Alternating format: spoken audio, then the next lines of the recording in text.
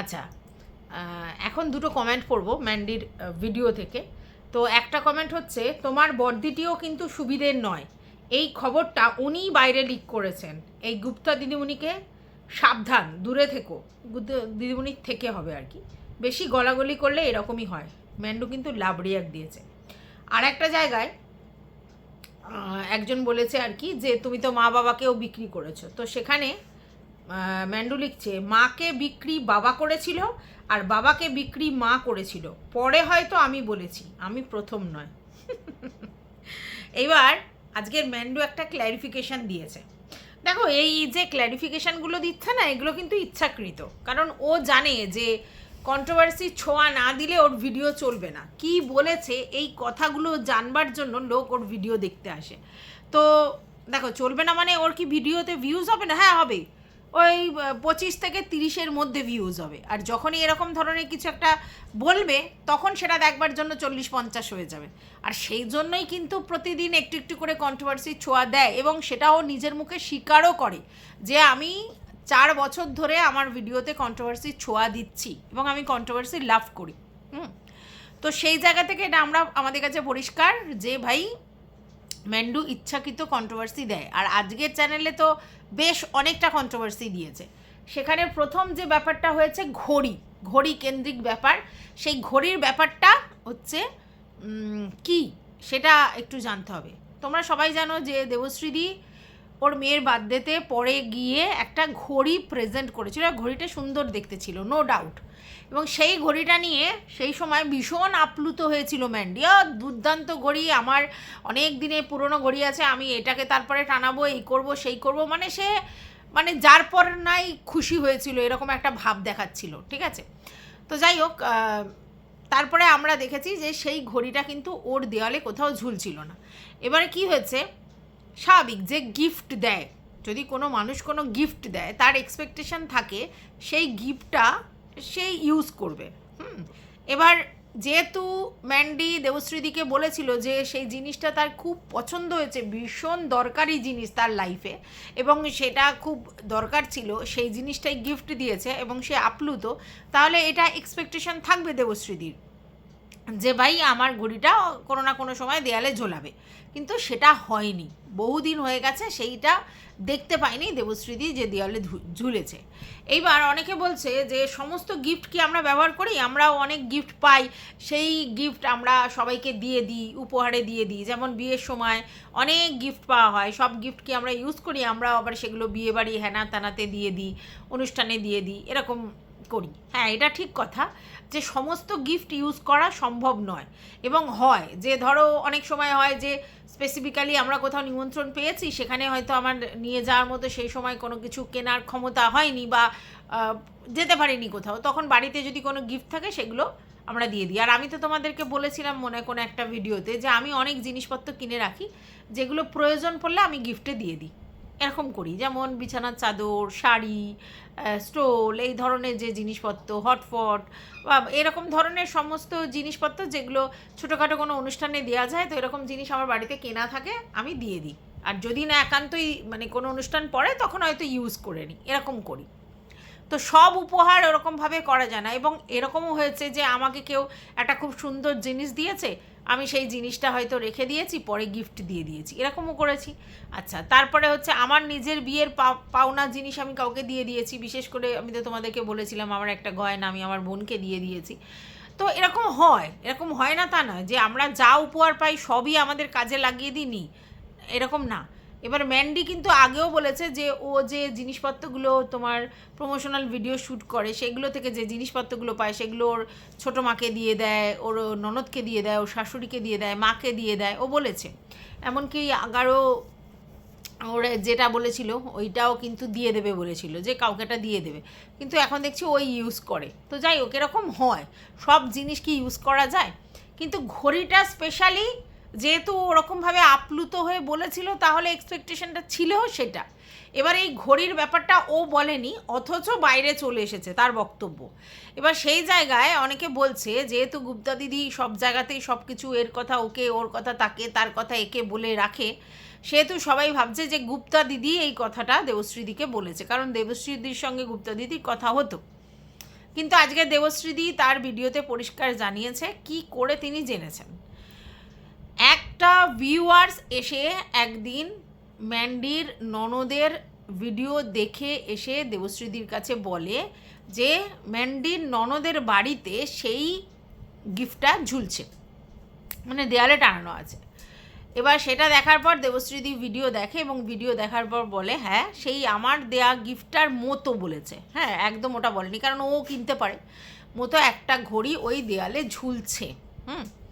তো সেই জন্য উনি ভিউয়ার্সদের মাধ্যমে খবর পেয়ে ননদের কাছ থেকে মানে ননদের চ্যানেলে গিয়ে দেখে উনি জানতে পেরেছেন। কিন্তু ম্যান্ডিরা যেহেতু এরকম কথা চারিদিকে বলে রাখে, তো ম্যান্ডি ভাবছে যে এই কথাটা হয়তো গোল্ডি দিদি হচ্ছে তোমার দেবশ্রীদিকে বলেছে, তার জন্য ও ক্ল্যারিফিকেশান দিতে বসেছে।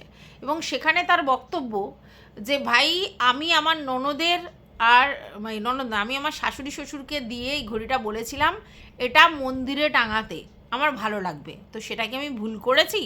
না, এটা ভুল কিছু নয়। যদি একটা কোনো আমাদের ভালো লাগার জিনিস হয় আর আমার যদি মনে হয় যে মন্দিরে টাঙানোর দরকার, কারণ মন্দিরে অনেক লোকজন আসে, অনেকজন যায় ঠায়, তো মন্দিরে একটা ঘড়ি থাকতেই পারে এবং সেটা যদি সুন্দর মতো দেখতে হয়, কন্ট্রিবিউশন করে, তো খারাপ কিছু নয়, তো সেই জায়গাতে ঠিকই আছে।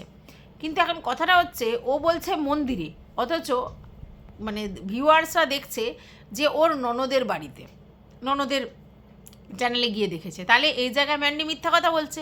বা এটা হতে পারে যে ম্যান্ডি তার শ্বশুর শাশুড়িকে দিয়ে বলেছিল মন্দিরের কথাই, বা বলেছিল রাখো তোমরা, তো তিনি তার মেয়েকে দিয়ে দিয়েছে, তার মেয়ের পছন্দ হয়েছে বলে, হতে পারে। ঠিক আছে, এখানে যে ম্যান্ডি মিথ্যা কথা বলছে এরকম কিন্তু কোনো প্রুফ নেই। তবে হ্যাঁ, ম্যান্ডির স্বভাব আছে প্রচুর মিথ্যা কথা বলার, ইনফ্যাক্ট ও অনেক মিথ্যা কথা বলে। কিন্তু কথাটা হচ্ছে ও যেটা ভাবছে, যেটা গোল্ডি দিদি বলেছে, না তা তো হয় না। দেবশ্রীদি তো পুরো ক্ল্যারিফাই করে দিয়েছে যে এটা জানতে পেরেছে ভিউয়ার্সদের মাধ্যমে, ভিউয়ার্সরা ভিডিও দেখে এসে বলেছে এবং তারপরে দেবশ্রীদি তার ভিডিও গিয়ে দেখে সেটা জানতে পেরেছে। তো এটা তো ক্ষতির কিছু নয়, বা এটা ভিউয়ার্সদের কাছে জানানোর কিছু নেই যে আমার এটা ঠিক হয়েছে কি ভুল হয়েছে। গিফটের জিনিস কেউ কাউকে দিয়ে দিতেই পারে, বা আমার ফ্যামিলিরই লোকজনকে আমি দিতেই পারি। তো এবং আমার যদি সৎ উদ্দেশ্য থাকে যে মন্দিরে দেওয়ার জন্য, তাহলে সেটা খারাপ কিছু নয়।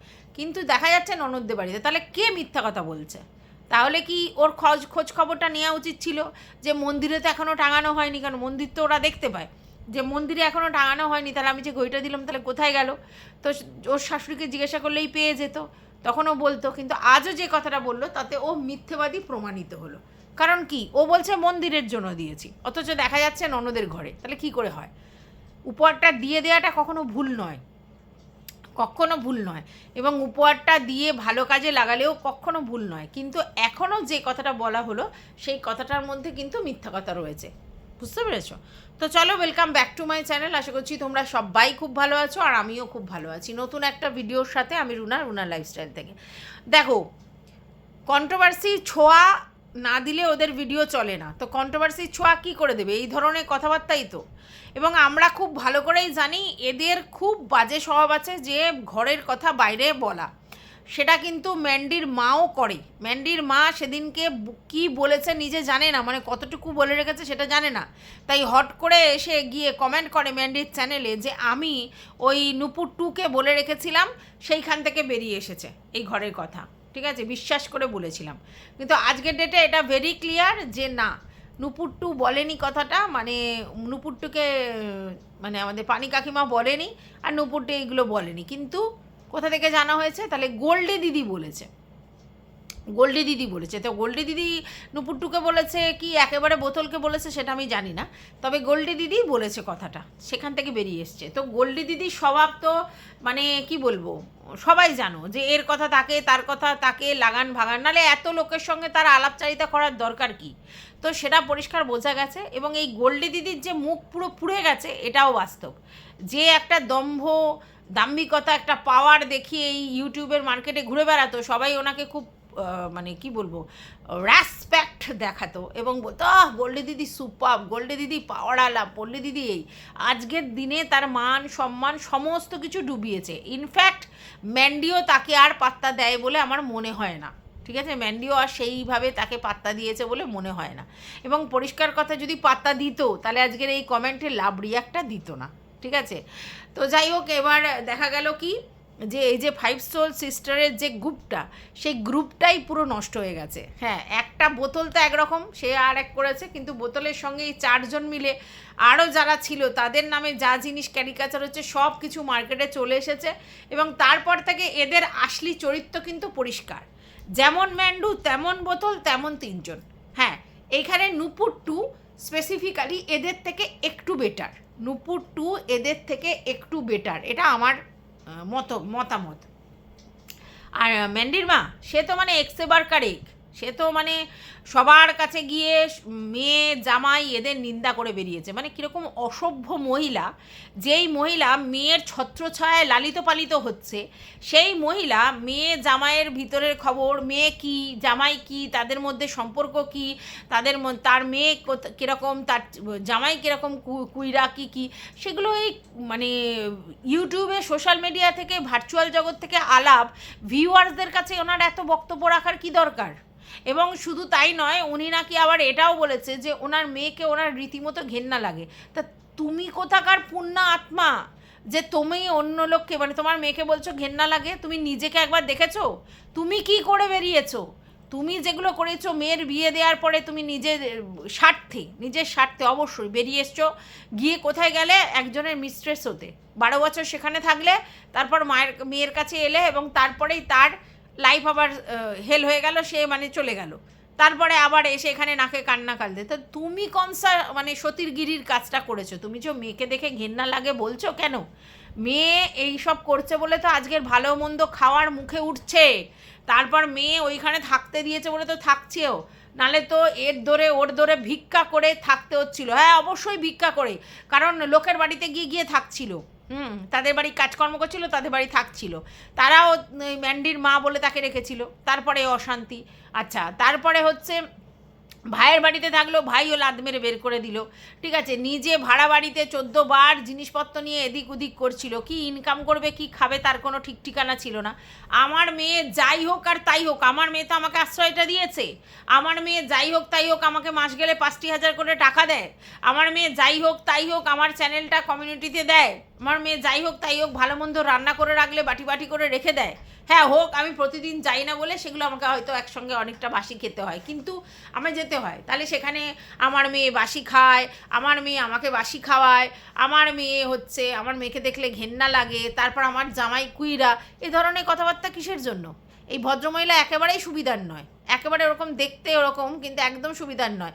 বাড়ির কথা বাইরে গিয়ে, এবং শুধু তাই নয়, বাইরে মানে চেনা পরিচিতির মধ্যে বলে তবু ঠিক আছে, সেখানে ভার্চুয়াল জগৎ, যাকে চেনে না জানে না, তার কাছে গিয়ে এইসব নিন্দা পরনিন্দা পরচর্চা কিসের জন্যে, কী কারণে? এই ভদ্রমহিলা হচ্ছে সব থেকে মারাত্মক। হ্যাঁ, আমি তো মনে করি আমার সন্তান আমার সাথে যাই হয়ে যাক, আমি বাইরের লোকের কাছে গিয়ে যদি বলতে যাই, তা বাইরের লোক তো আমার মুখে থুতু ছোটাবে, যে বলবে যে দেখেছো যে কীরকম পারবারিস, ছেলেটা এরকম, ছেলেটার মাটা এরকম। তো আমাদের কি ভালো বলবে? আমি যদি আজকের গিয়ে আমার হাজব্যান্ড আর আমার ছেলের সঙ্গে যদি কোনো কারণে মন কষাকষি হয় বা কিছু ওর জিনিস আমার ভালো না লাগে, আমি পাড়ায় গিয়ে বলে বেড়াতে শুরু করি বরের নামে আর ছেলের নামে, তাহলে আমার জীবনটা কি মানে আমি ভালো প্রমাণ হব? বলবে দেখেছো বাইরে এসে বরের নিন্দা ছেলের নিন্দা করছে। তো যাই হোক, এদেরকে বলে কোনো লাভ নেই। যেমন মা তেমনি মেয়ে তেমনি বাবা, সবাই সমান, এই পুরো ফ্যামিলিটাই সমান। আর সব থেকে বড়ো কথা হচ্ছে একটা ঘড়ি, সামান্য একটা ঘড়ি, সেটা নিয়ে বলে দিলেই হতো আগে ক্ল্যারিফিকেশান দিয়ে, যে ভাই আমি ঘড়িটা আন্টি রেখেছিলাম আমার জন্য, তারপর আমার মনে হয়েছে মায়ের জন্য উৎসর্গ করব, তো মায়ের জন্য আমি আমার মা বাবার কাছে দিয়েছি যাতে মন্দিরে দেয়, মায়ের সেবায় কাজে লাগে, এইটা বললেই হতো। কিন্তু তারপরেও যখন এটা নিয়ে কথা উঠছে দেখছে, তখন ওর বলা উচিত ছিল যে আমি ঠিক জানি না কোথায় দিয়েছে, ওর শাশুড়ির কাছ থেকে খোঁজটা নিয়ে আসা উচিত ছিল যে কাকে দিয়েছে, মন্দিরে শোভা পাওয়ার জন্য দিয়েছে, অথচ সেটা ননদের বাড়িতে ঝুলছে, তাহলে লোক তো বলবেই। আর সব জিনিস গোপন তত্ত্ব থেকে আসে এরকমও নয়, অনেক জিনিস ওপেন তত্ত্ব থেকেও আসে। কিন্তু এরা এত কথা চালাচালি করেছে, প্রয়োজনে ব্যবহার করেছে কন্ট্রোভার্সি ক্রিয়েটারদের, এবং এই ভিউয়ার্সগুলো গিয়ে এখানে ওখানে এখানে গিয়ে সব তথ্য ছড়িয়েছে, অবশ্যই ম্যান্ডির পরামর্শেই, আমি তো বলবো ম্যান্ডির পরামর্শেই ছড়িয়েছে। তারপর গোল্ডি দিদি নিজের থেকে কি কথা বলেছে পরের কথা, কিন্তু গোল্ডি দিদি প্রথমে তো এর দালালি করবার জন্যই চারিদিকে ঘোরাঘুরি করছিল, ঠিক আছে, আর এখন বড় বড় কথা। তারপর আবার কি দেখলে যে ও পরিষ্কার করছে, ওর যে তোমার মডিউলার কিচেন সেটা পরিষ্কার করছে, বাসনপত্র রাখছে, কৌটো কাউটা সমস্ত এদিক ওদিক করছে, পরিষ্কার করছে, খালি করছে, এসব করছে। এখানে আমার দুটো কথা বলার আছে, সেটা হচ্ছে ম্যান্ডির পয়সার অভাব নেই, ম্যান্ডির মানে জিনিসপত্র কেনে না এমন নয়, প্রচুর হাত খরচ করে। তো সেই জায়গায় প্রপার সুন্দর সুন্দর কৌটো কত যে কিনতে পাওয়া যায়, মানে কাচের কন্টেনার কি সুন্দর সুন্দর তার ধারণা নেই। আমরা জানি অ্যামাজন, ফ্লিপকার্ট, মিশো সবেতেই পাওয়া যায়। তাহলে আমি কোনো দিন দেখলাম না যে ম্যান্ডির প্রতিটা সুন্দর সুন্দর কন্টেন্ট, এক এক অবতারের কন্টেন্ট, এবং সব কটা প্লাস্টিকের, ঠিক আছে, সব কটা প্লাস্টিকের, আর এক এক অবতার। কিসের জন্য যে একটু সুন্দর করে গুছিয়ে গাছিয়ে, এগুলো দেখতেও ভালো লাগে। ও তো ব্লগিং করে, মেন ব্যাপার হচ্ছে একদিন দেখালো, ঠিক আছে, এইগুলো হচ্ছে সৌমালির থেকে শিখতে হয়, কি সুন্দর পরিপাটি। আরও অনেক ব্লগার আছে, তো এর কি একবারও উচিত হয় না যে একটু সুন্দর করে কন্টেনার কিনে নিয়ে আসি কাঁচের, এবং সেইগুলোতে সুন্দর সুন্দর করে জিনিসপত্র ঢালে সুন্দর সুন্দর করে লেবেল করে রেখে দিই, তাহলে জিনিসটাও দেখতে ভালো লাগে, সুন্দর লাগে দেখতে, আর মানুষেরও আই সুদিং হয় না। একটা হজরলব কন্টেন্ট, আর সেগুলো মানে কন্টেনার, আর সেগুলোকে উল্টো পাল্টা এলো পাতারি সাজিয়ে রেখেছে। তারপর বললো বাসন পরিষ্কার করেছে, গুছিয়েছে, সে তো গুছানো দেখে একেবারে সুন্দর লাগছে, তার মধ্যে কোনটা উপরে লাগবে কোনটা নিচে লাগবে এরকম করেছে, আর কিছু বাসনও বের করে দিয়েছে। এবার সেই বাসন বের করা নিয়েই কথাটা, সেটা হচ্ছে তার মধ্যে বলে দিই, অনেকে বলছে যে তোমাকে কোনো দিন দেখিনি ফ্রিজ পরিষ্কার করতে, একদিন ফ্রিজ পরিষ্কার দেখিও তো। সত্যি কথা, এটাও কিন্তু বাস্তব, ওকে কিন্তু কোনো দিন ফ্রিজ পরিষ্কার করতে দেখা যায়নি। তো সেই ফ্রিজটা যে কী অবস্থা হয়ে আছে, কীরকমভাবে পরিষ্কার পরিচ্ছন্ন করে রেখেছে কিনা সেটাও দেখাতে পারে। দেখো, সুন্দর ফ্রিজ পরিষ্কার পরিচ্ছন্ন করে রাখা আছে, সেই ফ্রিজ দেখাতেও ভালো লাগে, সত্যি কথা বলতে। তো যাই হোক, আমি জানি না ম্যান্ডুরানির ফ্রিজ কেমন অবস্থায় রয়েছে, ওখানেও মনে হয় ওই কৌটো কাউটা ওই বাটি ঘুটি ঢুকিয়ে রেখেছে। ফ্রিজেও সুন্দর সুন্দর কন্টেনার পাওয়া যায়, সুন্দর সুন্দরভাবে জিনিস রাখা যায়, তো ম্যান্ডি তো সেরকমভাবে রাখতে পারে, কারণ যেহেতু ও ব্লগিং করে না, সেই সবের ধারে কাছ দিয়েও যায় না। এবার যে বাসনগুলো দেখেছো, সেই বাসনগুলোর মধ্যে কিছু ননস্টিকের জিনিস আছে যেগুলো হচ্ছে একেবারেই ও ইউজ করেনি, সেগুলো বের করে দিয়েছে কাউকে দিয়ে দেবো বলে। এবার তোমরা জানো ওর হচ্ছে ম্যারেজ অ্যানিভার্সারি সেলিব্রেশন হয়েছিল, সেখানে ওর দিদিরা মিলে ওকে ওই দিয়েছিল তোমার কিছু ওই ননস্টিকের বাসন দিয়েছিল, তার মধ্যে ও একটা ইউজ করছে বলছে, একটা ফ্রাই প্যান টাইপের। এবার ওর বক্তব্য যে ওইগুলোর হচ্ছে ইন্ডাকশান আর কি বেস নয়, তার জন্য বের করে দিয়েছে, আর ওগুলো ইউজ করবে না। কিন্তু লোক বুঝতে পারছে যেহেতু ওগুলো দিদিরা মিলে সবাই মিলে দিয়েছিল, ঠিক আছে, আর দিদিদের সঙ্গে যেহেতু সম্পর্ক এখন ডালমাল, তার জন্য ও হচ্ছে ওই ননস্টিকের কথাগুলো ইউজ করবে না, মানে এটা দেখানোর জন্যে, অভিমান রাগ দেখানোর জন্য যে তোদের জিনিস আমি ব্যবহার করছি না। তাহলে তো আমার এখানে একটা প্রশ্ন, যে তোমাকে তো একটা কানের দুল দিয়েছিল, তাহলে সেটাও কাউকে দিয়ে দাও, তুমি ব্যবহার করবে না। অবশ্যই তুমি তাকে একটা গলার জিনিস দিয়েছিলে, ও তোমাকে কানের জিনিস দিয়েছিলে, তো যদি দুজনকে দিয়ে দাও সেটা পরের কথা, আর না হলে তো তুমি ওই কানের দুল নিশ্চয়ই ব্যবহার করবে না ওর দেয়া, তাহলে তুমি কাউকে দিয়ে দাও, দেখি কাকে দিয়ে দাও, ঠিক আছে, সেটা আমার মনে হয় যে ভালো হবে। তাহলে যে ওর জিনিস ব্যবহার করবো না মানে সোনার জিনিসটাও ব্যবহার করবো না, কি তাই তো। আর একটা জিনিস বললো যে উপরে যে আমাদের এই বাথরুমের উপরে যেরকম আমরা করি না, মানে ওটাকে কি বলে, একটা নাম আছে, মানে লো ছাদ করে ওর মধ্যে একটা গোডাউন টাইপের করে ওখানে জিনিসপত্র স্টোর থাকে। তো ওখানে বললো টিভি আছে, গ্যাস আছে, মানে গ্যাসের ওভেন, সিলিন্ডারও রয়েছে।